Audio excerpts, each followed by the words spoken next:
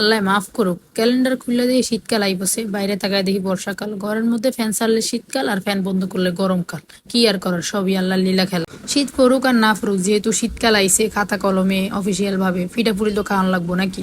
বাড়িতে আওয়ার সময় আমার শাশুড়ি আমারে নারকেল চালের গুঁড়া প্যাক করে দিয়ে দিছে, কইছে ঢাকায় এসে যেন হের পোলারে পিঠা বানিয়ে খাওয়াই। আজকে আমি বানাবো লিচি পিঠা, মানে এটা আমার আঞ্চলিক ভাষায় আর কি এরকম লিচি পিঠা। তার জন্য লাগবো চালের গুঁড়া, নারকেল, চিনি আর দুধ।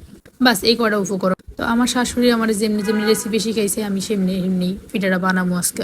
তো প্রথমে আমি ব্লেন্ডারের মধ্যে নারকেল, গুঁড়া দুধ, চিনি দিয়ে একসাথে ব্লেন্ডার করে নেব। শাশুড়ি আমার বারবার কই দিয়েছে যে ব্লেন্ডার করার সময় কোনো মতেই বেশি পানি দেওয়া যাইব না, অল্প পানি দিলে ব্লেন্ড হয়ে যাবে। কিন্তু আমি তো বেশি বুঝি, বুঝেন নাই?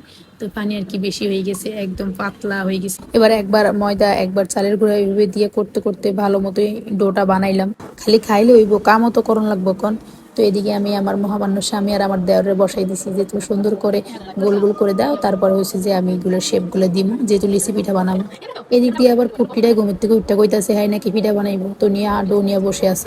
তো এই সবার মিলিত প্রচেষ্টায় আমি লিচি পিঠাগুলি বানিয়ে নিলাম। এটা মূলত ডোটা তৈরি করার পর একটা হাজি বা ডালা দিয়ে তার মধ্যে হালকা চাপ দিলে এরকম হয়ে যায় শামুকের মনো আকৃতি আর কি। এটারই কয় আর কি লিচি পিঠা, ওই যে উপরে একটু কাটা কাটা হয় এই জন্য আর কি। এবার ফুটন্ত গরম তেলে পিঠাগুলি দিয়ে ভালো করে ভাইজে নিতে হবে।